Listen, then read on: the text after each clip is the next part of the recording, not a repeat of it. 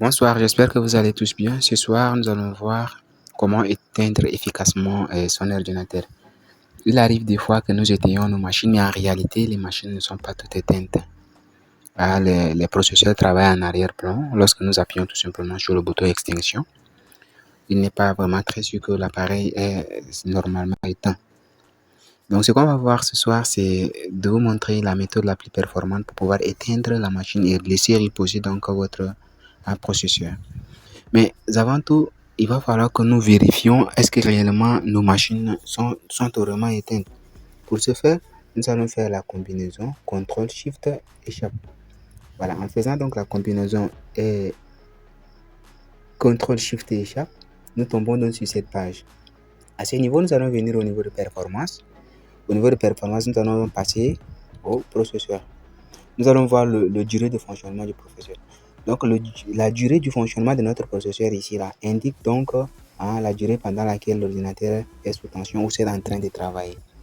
Donc, à un moment donné, vous avez éteint l'ordinateur, mais le processeur travaille toujours. Donc, c'est la méthode qu'il faut vérifier pour être vraiment sûr que l'ordinateur est éteint. Ici, nous avons donc une durée de 3h42 que l'ordinateur est en marche. Donc, depuis 3h, notre ordinateur est en marche. Ça, c'est la durée exacte du fonctionnement de notre ordinateur. Maintenant, cette durée peut varier d'un ordinateur à un autre. Et je répète, vous avez bien éteint votre ordinateur, mais il arrive que voilà, l'ordinateur se trouve dans cet état. Maintenant, comment éteindre efficacement sa machine? Pour ce faire, nous allons donc venir ici. Nous allons taper donc panneau de configuration. Au niveau de notre panneau de configuration, nous allons donc venir dans matériel et audio. D'accord? Au niveau du matériel audio, nous allons donc choisir l'option, d'accord, option d'alimentation. Donc, au niveau d'option d'alimentation, on va voir quelles sont les options d'alimentation. Donc, on va choisir ici, choisir l'écran qui suit donc voilà, la fermeture. Ou bien choisir l'action des boutons d'alimentation.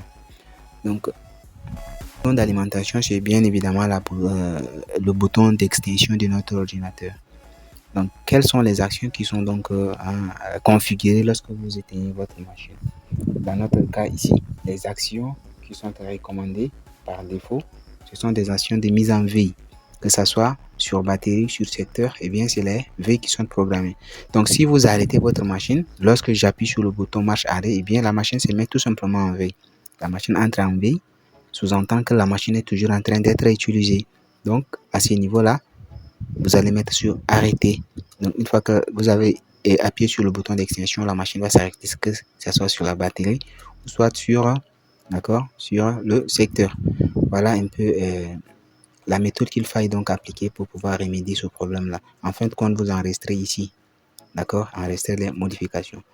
Vous enregistrez les modifications et désormais, lorsque vous éteignez votre machine, rassurez-vous, soyez rassurés, donc la machine donc va s'éteindre de façon normale. J'espère que ce petit bout de tuto vous a plu. On va se revoir très prochainement encore pour un nouveau tutoriel. Merci, à plus.